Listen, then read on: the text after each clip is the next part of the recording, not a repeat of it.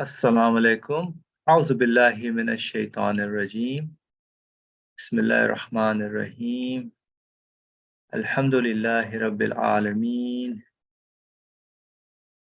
ربنا لا تؤاخذنا إن نسينا أو أخطأنا ربنا ولا تحمل علينا إسرا كما حملته على الذين من قبلنا ربنا ولا تحملنا ما لا طاقة لنا به واعف عنا واغفر لنا وارحمنا واعف عنا واغفر لنا وارحمنا أنت مولانا فانصرنا على القوم الكافرين ولا حول ولا قوة إلا بالله العلي العظيم وصل اللهم على محمد وعلى آله وصحبه أجمعين والحمد لله رب العالمين. Welcome, dear friends. Inshallah, we will start with the 22nd word. But before we go there, we had discussed about the scruples or the doubts that comes to the human being, thoughts that may hinder in seeing the reality of our life living in this world.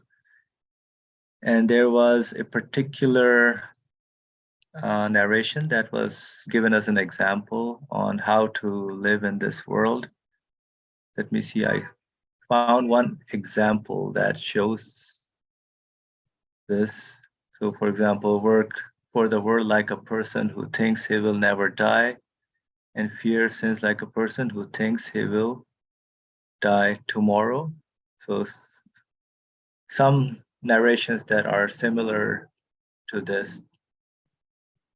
And we discussed about how we can, as we live in this world, in our real life in this world, how are we to live accordingly?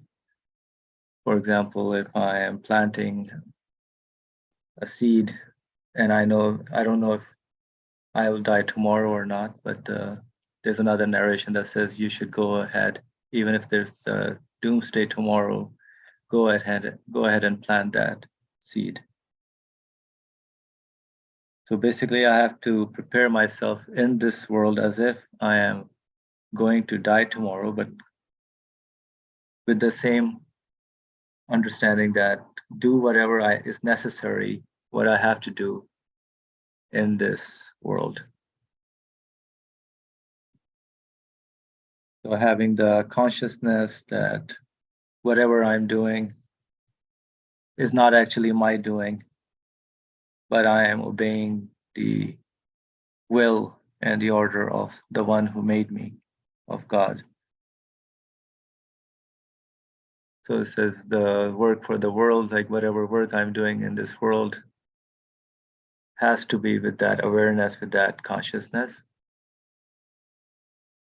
So, I mean, if there's something more that needs to be said, I'm looking to my friends who can elaborate a little bit more. So just please jump in.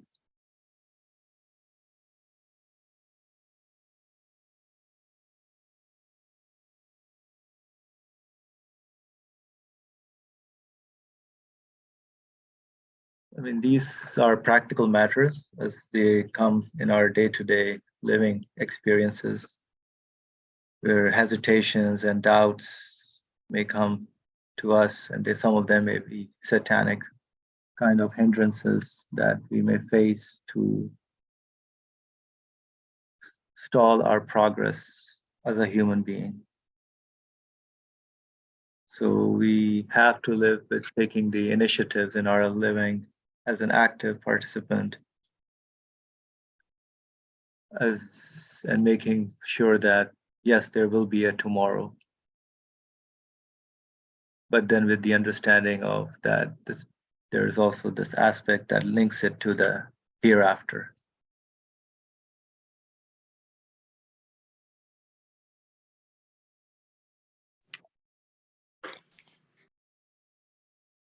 Brother Ali, please go ahead. No, thank you. It is an interesting subject. It was the conclusion of the section we read about being doubtful or not doubtful, hesitant person. It may be true, it may not be true. That was the conclusion. We said we should discuss this matter a bit deeply. The narration of the hadith is not only from one source, from different sources. I think you shared the source here. It is the weakest one. I mean, and also translated in such a, not really representing the content of the hadith. If you share it, if you don't mind, the same narration. Yeah, I tried to look for others, but I couldn't really find. I mean, maybe the translation problem. I don't know. Could be, yeah. Yeah, this Kenzul Umal is a very unreliable source. But we understand that the aim of the hadith narration, and it is original text, I don't have it now with me, as it is narrated, it is narrated as a hadith. Some people argue about it, by the way. Well, that is what we should keep in mind. So the idea, whether it is really a prophetic saying or somebody assumed that the prophet would say this, whatever it is, the idea is this. I am living in this world, and most of the time I find myself in a double-faced situation. It makes me, it is very interesting, and it is also a kind of psychological analysis of you and me. So it is very interesting that most of the inconsistencies in our life caused because of this problem in our lives, practical life. Most of the inconsistencies, because from one aspect, we see that this word, take this translation away, it is a bit misleading. Yeah, I wanted to see which source it is. Kenzul Umal, I mean, none of the hadith scholar really takes it seriously. All right. Yeah. Okay. Let's get the screen clear now. All right. Well, that seems to be something really not very clear about the reality of this world, but it is clear. And if we really understand the message of this sentence referred or related to the prophet, whether it is true or not doesn't matter. The meaning is important. What it says, as far as I understood, while you are dealing with this world, interacting with this world, you should not give the idea that we are created for the hereafter, and this world, maybe the last day, the hour, will be tomorrow. Why should I bother about it? No. This is a real creation of the world. Accept as it is, adjust your life according to you are going to live forever. I know you are not going to, I know I am not going to live here on earth forever, but I will assume that this world will stay as God created it with its own order, and this order is not going to have a sudden change in it. I have to deal with my world, and as far as my interaction with the worldly side of this world, I have to except that God doesn't change his creation. It is as it is going on. Yes, he will change it, but very slowly, but keep the order. So I have to follow the order. If I am a conscious believer, aware of what I am doing in this world, what is the reality of this world is. So if I am aware of this, I will say, when I obey the order of the universe, in fact, I am obeying the one who established the order according to his will. So I am obeying his will, which is essentially ubudiyya, worship of God, because I am submitting my free will to his free will. So I have to trust his free will, and I have to trust that he creates everything in order. And yes, everything depends on his will, so nothing is guaranteed to be here, but God's will is guaranteed. Creator's will is guaranteed. I put my trust in Creator's will. It is guaranteed. So in my dealing with this world, I have to trust God's will, which is guaranteed. But at the same time, I should know that it's not contradictory. Ideally, while I am doing my best in obeying the order of this universe, which means obeying the will of the Creator, it is excellent. I am aware of this. But at the same time, I know that my life is transient and I am a candidate for an eternal life.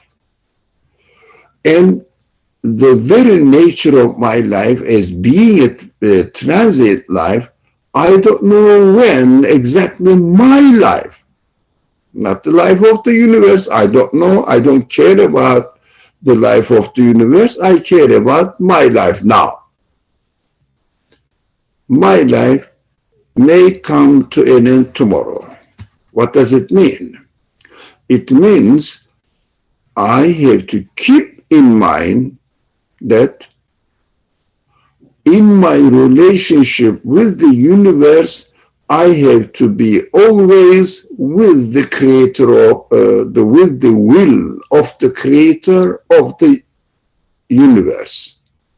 It means establisher of the order of the universe. So as far as my understanding, my emotional engagement is concerned, I have to be emotionally engaged with the will of my creator. So I submit myself to my creator at any circumstances. So I would be always with my creator and bear in mind this, so that I have to be always conscious of my creator, aware of my creator. But in my physical being, in my physical life, physical interaction with the world, I would assume that God doesn't change his order, doesn't change his creation, he continues to create. But my experience of life tells me I am a transient being. So my experience of life requires awareness, consciousness, that I am obeying Allah's order, Creator's order. That is my way of consciousness. My physical life is according to the condition of the universe. My awareness is according to following the order will of the Creator, submitting my will to the Creator's will, and be always conscious of this. That is why this narration says, you live in this world as if you are going to live forever. It means you are not, I know that I'm not going to live forever. The universe is going to be forever. So I have to establish my relationship according to the requirements of the will of the creator of the universe. In my physical interaction, in my consciousness, I am always with my creator, and I must keep this awareness always alive, alarmed, so that I will be ready to leave this world anytime God says, okay, I am going to take you away. We know that many generations before us, they were created, they lived here for a temporary life, and then they were taken away. Now it is my turn. I am created here. I am given a limited life, temporary life. I will be taken away, but from the same previous generations, I know that they gone, they are taken away, but universe is still here. I will say, I will be taken away, but the universe will be still here. I cannot cheat myself saying that as far as my worldly concerns and worldly relationships with the world, physical interaction with the world is concerned, I don't know whether the doomsday will take place tomorrow, so I shouldn't bother. I shouldn't bother. I don't know whether I'm going to live here tomorrow or next year, so why should I bother myself with preparing or taking precautions for my life in the next year? No. When you are writing on your calendar what you are supposed to do, if it is, that's what I do. If I have to do something in 2 years' time, I take the calendar on this page, come there, put there, inshallah, I will be doing this. Why? I don't know the guarantee, yeah, but at the same time, that's my duty. It is confused most of the time by the people. I don't know who they are, but this is possibility. People say, I don't know, how can I guarantee? Why do I work in this world as if I'm going to live for 10 years? No, I am now, for example, I should say, I am the oldest here among you. I am 74 years old. If anything I have to do for in 10 years' time, I have to do it. Now, get ready for it.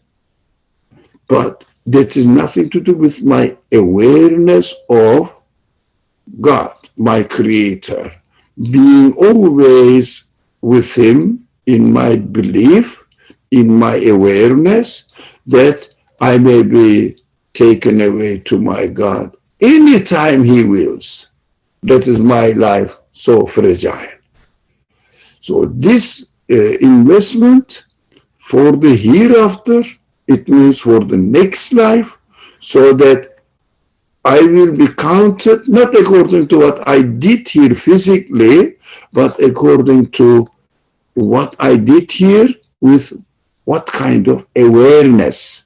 That is important. My account will be asked, or I will be taken into account about my awareness of what I am doing.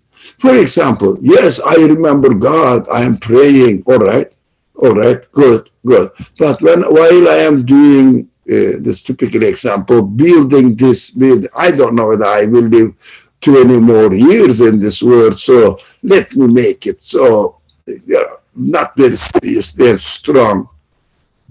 If it lasts 20 years, it is enough. No, as if the house, I must build the house so strong, as if it is going to stay here forever. That is my responsibility. Obey the order. Physically obey the order. Don't confuse your awareness of submitting your free will to the Creator's free will. This hadith narration, although may not be hadith, some people argue, doesn't matter. What concerns me, the meaning is absolutely correct, related to my life, and keeps my life in consistency. I know what I am doing. I know what I have to keep in my awareness. So don't confuse two things. If we are not aware of it, we may do. We may do. If there is some hesitations in your dealings with this world, then check yourself. I mean, this is not an order, definitely. I'm saying what I feel. I have to check myself. Am I confusing the area where I should act, where I should have consciousness? I think I am. Then inconsistency or these dubious situations arises from this. That's why this called, we study scruples, being carried away by imaginary things. For example, applying that, no, I may die tomorrow, so why should I bother about the next year? What am I going to do in this world? I may die. I cannot really trust my life. It seems to be very, very, this man is ever ready for Akhirah. No, this man is cheating himself. He is lying. What Allah created, the reality is out there. He created, and we trust His will, and He promises that He's not going to change His order. But at the end, the universe will also die. None of my business. It is in the hand of the Creator. But I will die, that is for sure. And although I don't know exactly how long, but I know the longest human life possible. That's it. So we shouldn't confuse the, if you like, field of concern for us. Thank you.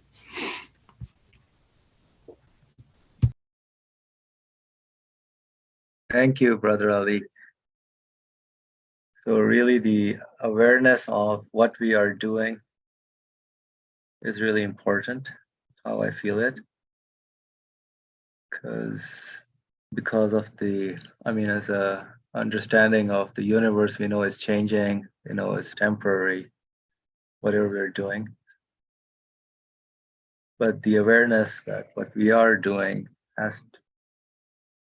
although it's not guaranteed to be there forever, but still I have to do it with the awareness, consciousness on whose order I'm following, what am I doing, whose will is guaranteed, not my will, but the one whose order I'm following, his will is guaranteed. So it's an interesting state of the human psyche, I would say, on how to continue living in this world. Although the more we interact, the more we can make it the means to the hereafter, link it to that way, in that way.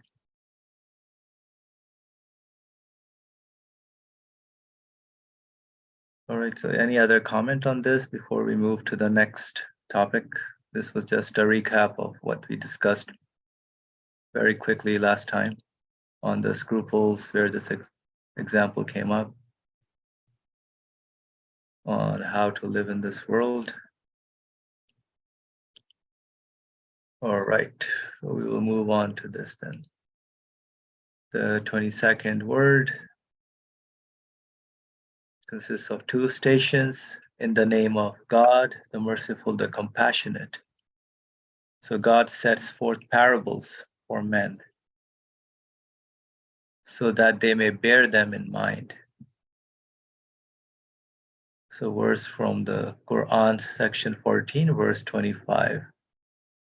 Such are the similitudes which we propound to men that they may reflect. Quran section 59, verse 21. So parables and similitudes are presented to men to reflect, to ponder over. It's not just for entertainment or information. One time, two men were washing in a pool. Under some extraordinary influence, they lost their senses, and when they opened their eyes, they saw that it had transported them to a strange land. It was such that with its perfect order, it was like a country, or rather a town or a palace. They looked around themselves in complete bewilderment. If it was looked at in one way, a vast world was apparent. If in another way, a well-ordered country. And if in another, a fine town. And if it was looked at in still another way, it was a palace which comprised a truly magnificent world.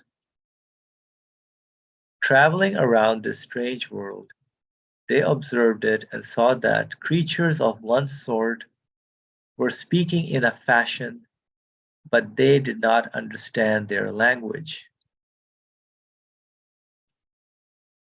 Nevertheless, it was understood from their signs that they were performing important work and duties.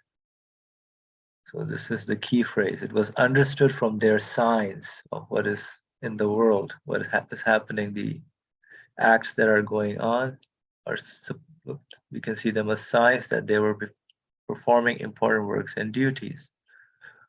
One of the two men said to his friend, "This strange world must have someone to regulate it, and this orderly country must have a lord, and this fine town an owner, and this finely made palace a master builder. We must try to know him." So though we must try to know the one who regulates this world, the one who gives order, the owner, delicately, finely made things, master builder. We must try to know him, for it is understood that the one who brought us here was he. If we do not recognize him, who will help us? What can we await from these impotent creatures, whose language we do not know and who do not heed us? Moreover, surely one who makes a vast world in the form of a country, town, and palace, and fills it from top to bottom with wonderful things, and embellishes it with every sort of adornment, and decks it out with instructive miracles, wants something from us and from those that come here. We must get to know him and find out what he wants.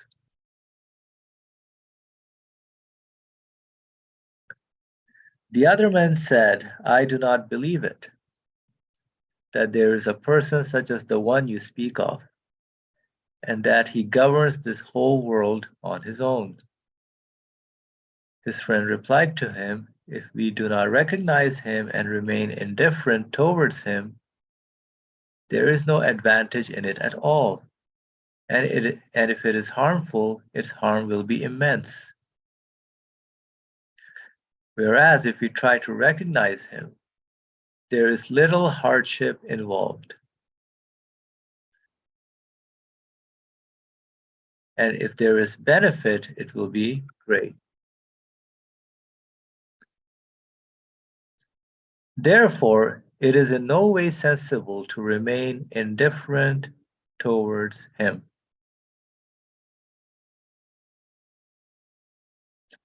The foolish man said, I consider all my ease and enjoyment to lie in not thinking of him. Also, I am not going to bother with things that make no sense to me. All these things are the confused objects of chance. They are happening by themselves. What is it to me?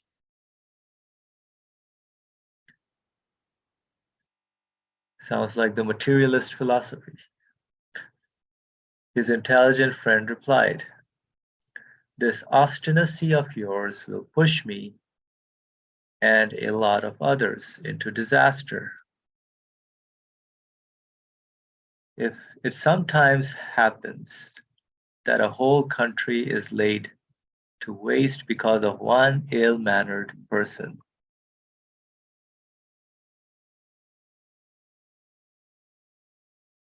so the foolish man turned to him and said, either prove to me decisively that this large country has a single Lord and single Maker, or leave me alone.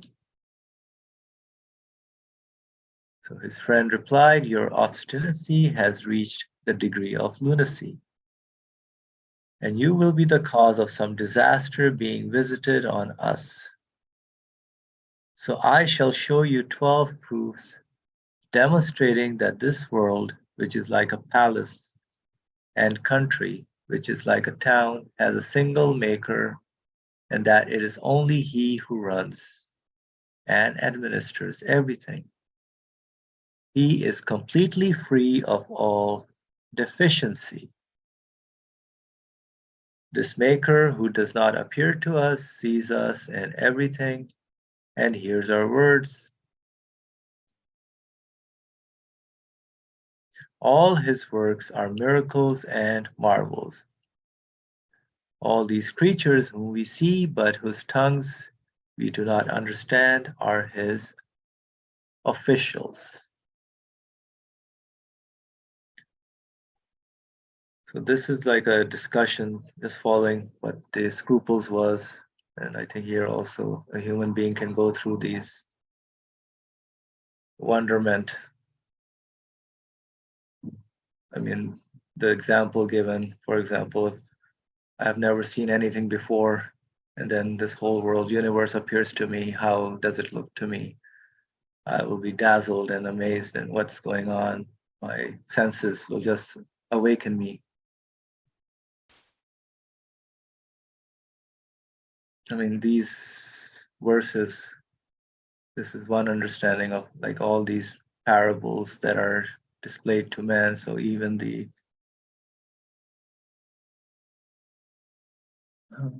things creation around me can be seen as parables as well. And the similitudes, the universe, what it shows, all the acts that are visible are all made to make me reflect, to think, to ponder over. But they do trigger something in me as a human being.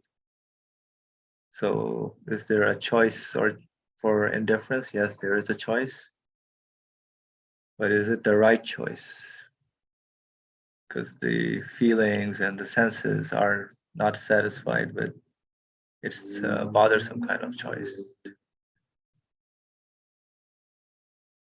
So yes, the world looks from one aspect something wonderful, amazing, weird things are going on, and the things it says are doing meaningful things, but they cannot speak the language that these humans can understand. And of course, this paragraph is interesting. To be indifferent, to recognize whatever whoever is arranging, organizing, and recognize him versus just remain indifferent towards him. Just for you know, seeing the balancing out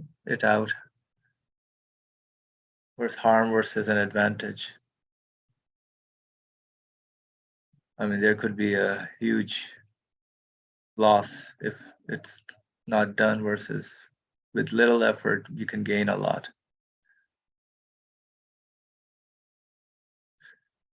So the author, I think, will try to prove some of this statements of this universe has an owner. But before that, I will let Brother Ali go ahead, please. First of all, it attracted me, the verses narrated or quoted in the beginning. They are all saying that God sets forth parables and this creation and what the Quran gives the examples. They are all similitudes, but the words, the one in one place is the first verse, it is translated parable, and in the second verse, it is translated similitudes. I think the translator took in the context of the subject, but they are the same word, emsal. No, original words are the same word. So whether we see what the people are doing around us is also a kind of parable, anything to take lesson from. And or also the creation is also a place where we should take lesson from. So universe is out there in the form of an similitudes or parable. I don't know which word is the better one. Everything, human reactions, human ideas, and the physical appearance of the world, everything is an opportunity for us to take lesson from. So the verses says, the Quran says this, we speak to you in parables. So the author says, we should understand that any parable may be useful for us. And also parables are a better way of explaining the reality. That's what we are doing it. Maybe it is easier if we present our understandings, our belief in the form of parables, examples, is better than speaking to people in a theoretical way, abstract notions. No, make it real world what the Quran does. So the author says, I'm going to do the same. So I said, okay, what is the point mentioning the first line? One time, two men were washing in a pool. What is it to do with a parable, man? What are you talking about? So under some extraordinary influence, be careful, the author is not using any pre-accepted concept. That is very essential. This is the disease I found in myself and most of the Muslim speakers, these advocates of Islam, most of the time, including myself, establish our understanding on pre-accepted, confirmed concepts, which needs to be proven. But we take it for granted, I believe in God. That is taken for granted. Now, Quran is true, that's taken for granted. Quran says this, so we have to do it, taken for granted. Many language, Hadith said this, the Prophet said this. Okay. I mean, when you say Prophet said this, you sanctify the language there. Prophet, hey, be careful. Look, as if I'm going to confirm it just because it is said that by the Prophet. No, if I can really be satisfied with it, I will confirm it. Therefore, I will confirm the Prophet. He said something true. If it makes sense to me, I will confirm the verse of the Quran, because it is, to me, it makes sense. It is truth as far as I understand. So this book tells the truth, confirmation, not pre-accepted language here in the parable. So washing up in a pool, it's interesting. In mother's womb, it reminded me, yeah, I washed up, I washed in the pool of my mother's womb. And then under some extraordinary influence, which means you cannot really explain how that I became a baby, I don't remember anything, and then I grew, and I see others, I went through these stages as well, and I say that they lost their senses, and when they opened their eyes, it was when I reached my age of adulthood. I saw that it had transformed them into a strange land. I found myself start to thinking, what is this world? Where am I here? How come I am here? Oh, lots of questions. So somewhere he said there is no benefit remaining indifferent. You cannot ignore it. In the following page, the second paragraph, different. There is no, remaining indifferent doesn't mean impartial. No. I don't care. Since I am here, carry on life. Great majority of the people live here with this understanding. Who are you? I don't know. I want pizza. That's American life. So order pizza and that's it. But author is very serious here. You cannot ignore that you find yourself in a completely strange land. How come I am here? Where is it? This is the world. What do you mean by world? What is that? It is a globe of earth, revolving and how do you say, in its orbit, running, let's say, simple language, running its orbit. Why? Am I on something that it is like an airplane? Going very fast, huge airplane. Yeah, it is in the air. What? It isn't just suspended there.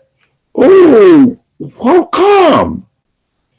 One must go crazy. What's going on here? Come on. And we have been given intelligence to question this. If we don't and remain indifferent, does it solve any problem? No. I become enslaved of this world as if it is the only way I am, and I don't know how I come here. Forget about it.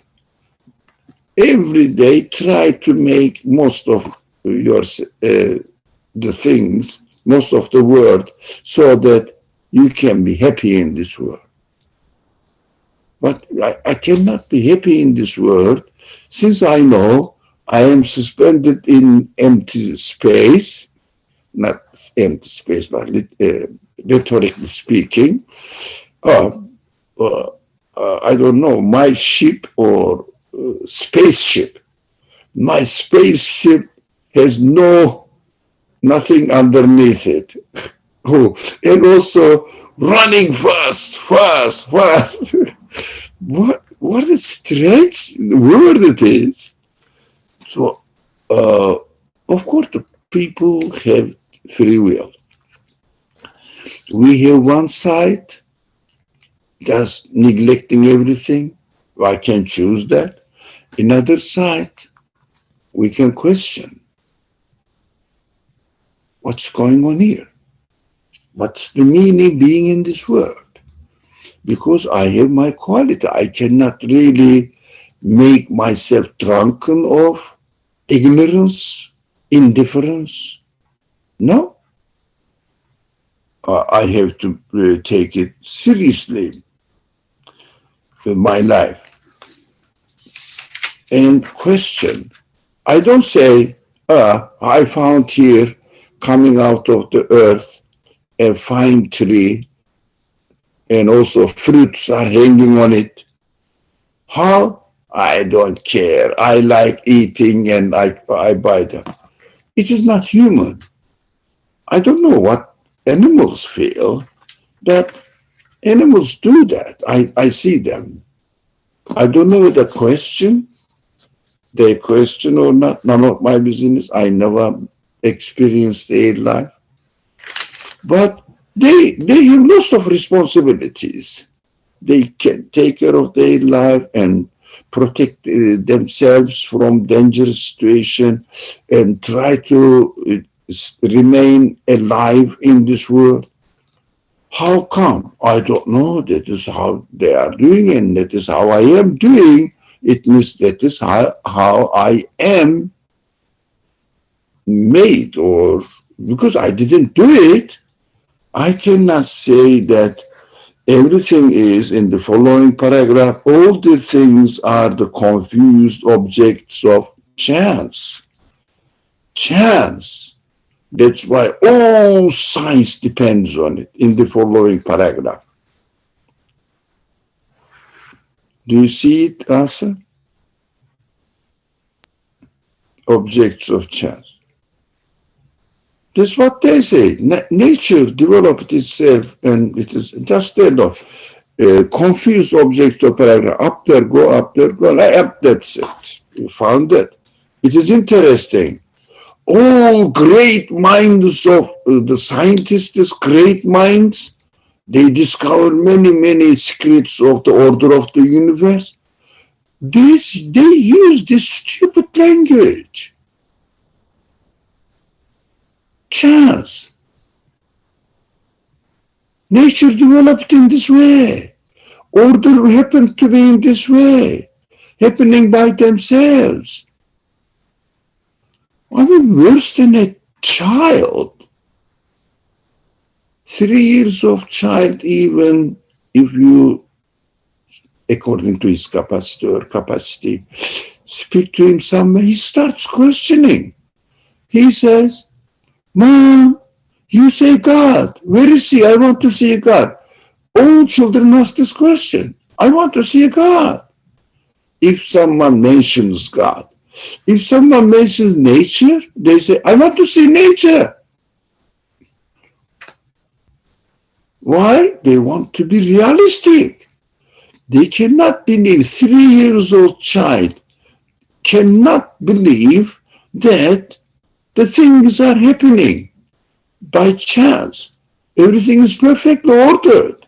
They know that their mother or father and both take care of them. They are dependent on their mother or father. When they lost or something happens, that they think that mother is not, father is not there. They don't know what they are, so panicking, screaming. That is human nature. But these people don't have any protector in this world. They don't scream. Of course, their spirit does, but their language doesn't. They say, oh, it's happening by itself. Just the result of chance, order happened to be. The most unacceptable, irrational explanation of the universe is the theory. They say it is a theory. It is just absurd, meaningless claim.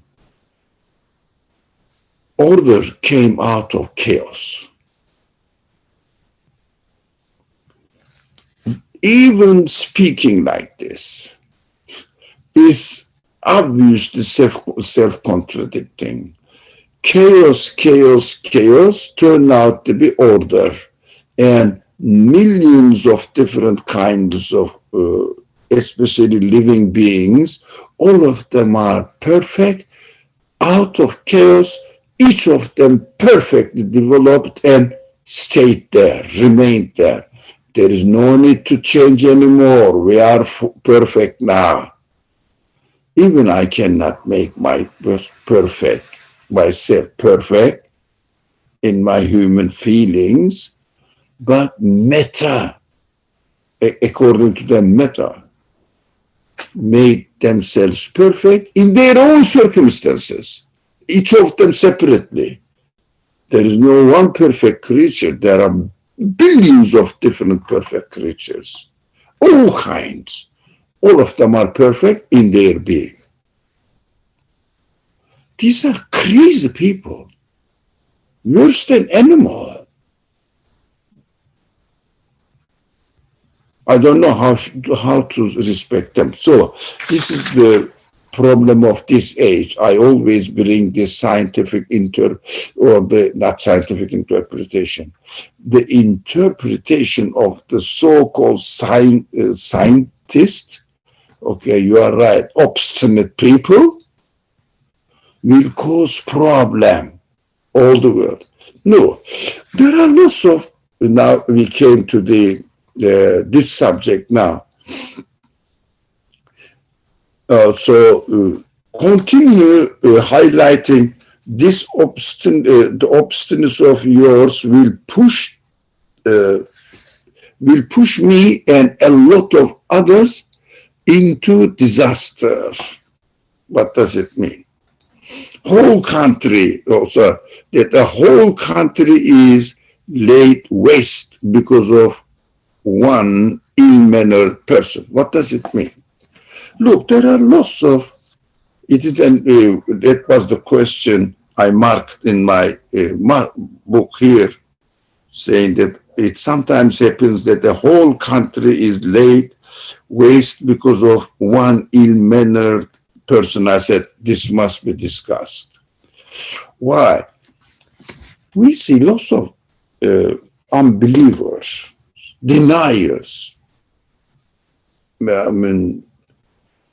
negligent people, completely irresponsible people, not using their human qualities at all when it comes to understand the reality.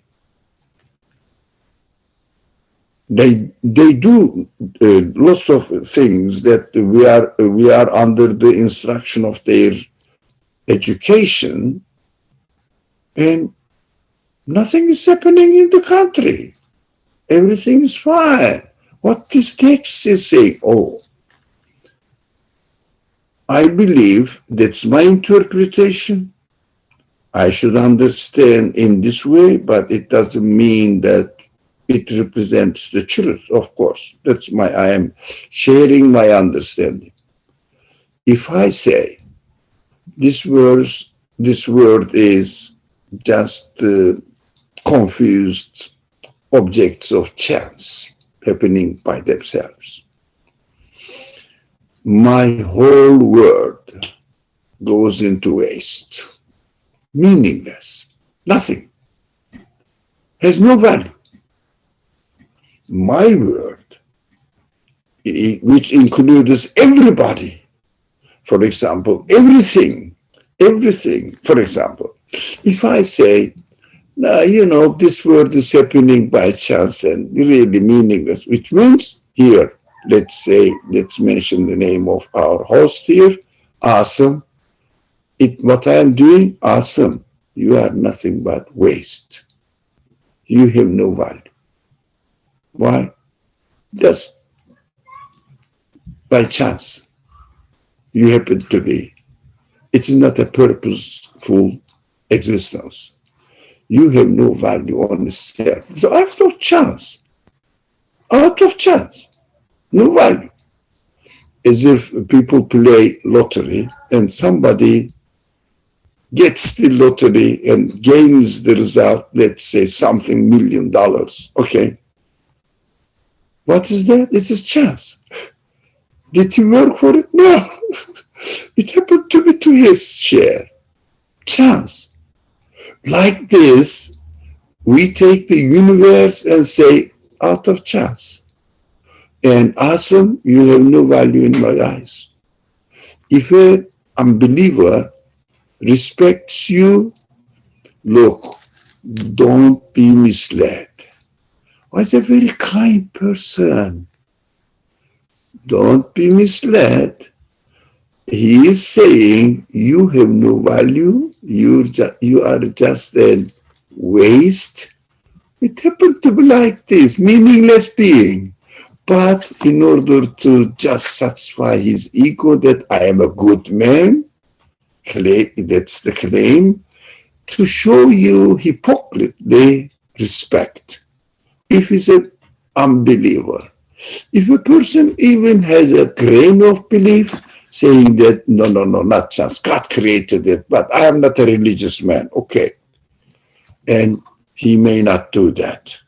But if a person is blank atheist, it means he is in his mind, you have no value, he's insulting you, insulting all the people, insulting all the creation in his word, so that everything goes waste in his word.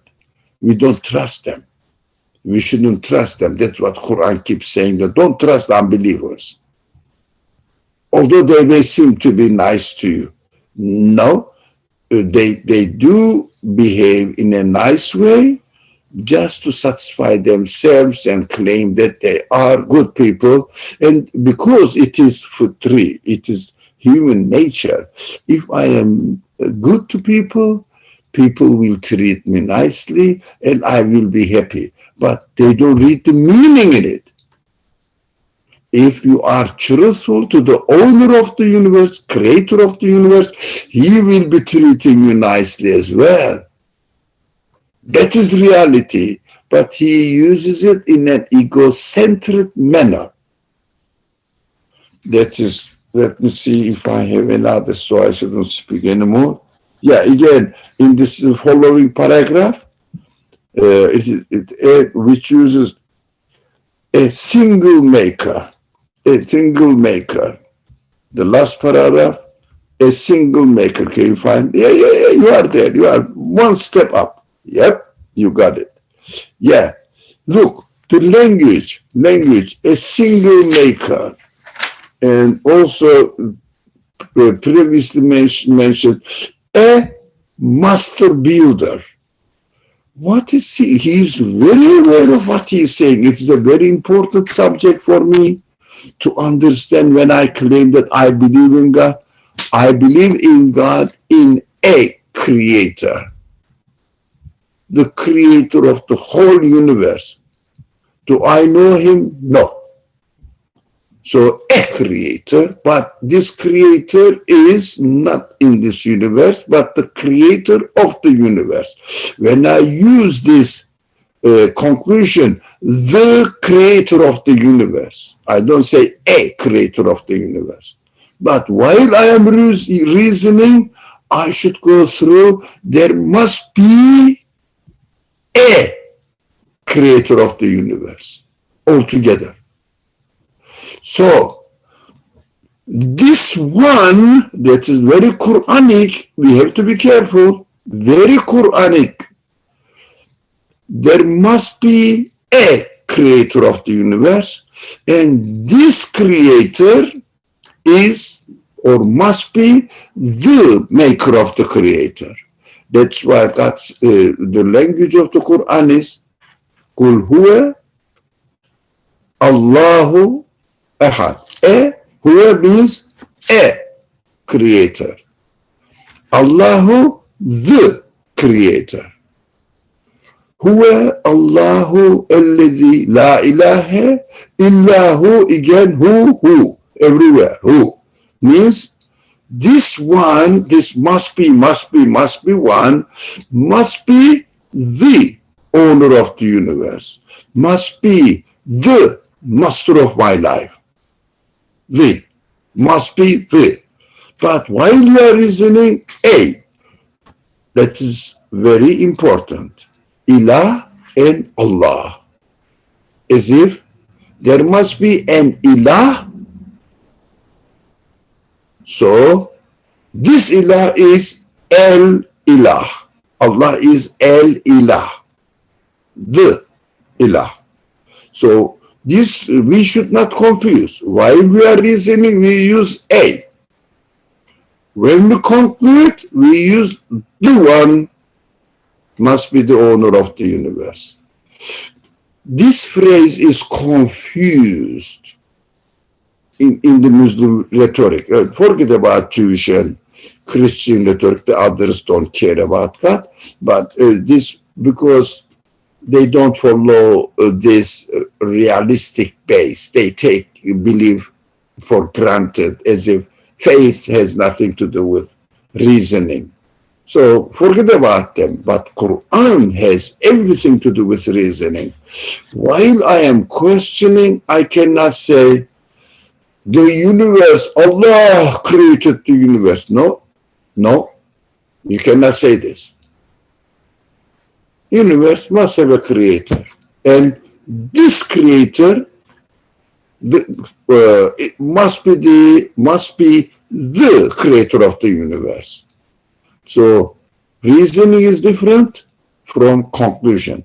But after conclusion, still I cannot say Allah is. No. The creator of the universe who owns and established the order of the universe, like this. So we should speak from our perspective. Quran speaks from its speaker's perspective, the creator's perspective. He introduced, I am the one who created the universe. I cannot imitate him. This is so essential, which is missing from the language of many, 99% of the people who speak in favor of religion. Atheists just don't care about anything, like this man, foolish man here in the example. Thank you very much. I'm done. So, but really, the time is up. Oh, God. I'm sorry. Thank you. Thank you for setting the stage, Brother Arif, so we can continue with this, inshallah. Awareness is very important, what this topic is about, how we can see the world as fresh, brand new, inshallah. So we'll conclude here and we'll continue next time with the first proof. Bismillah ar-Rahman ar-Rahim. Subhanaka la ilma lana illa ma alamtana innaka anta al-alimul hakim. Wa akhiru da'wahum alhamdulillahi rabbil alameen bi hurmati suratul Fatiha.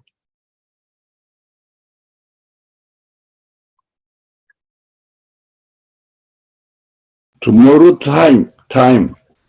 Yes, tomorrow, inshallah, we will meet at 4 o'clock Eastern time. Yeah. And then next Saturday as well, correct? Yeah, inshallah, following. Inshallah. From tomorrow onwards, inshallah, 4 o'clock.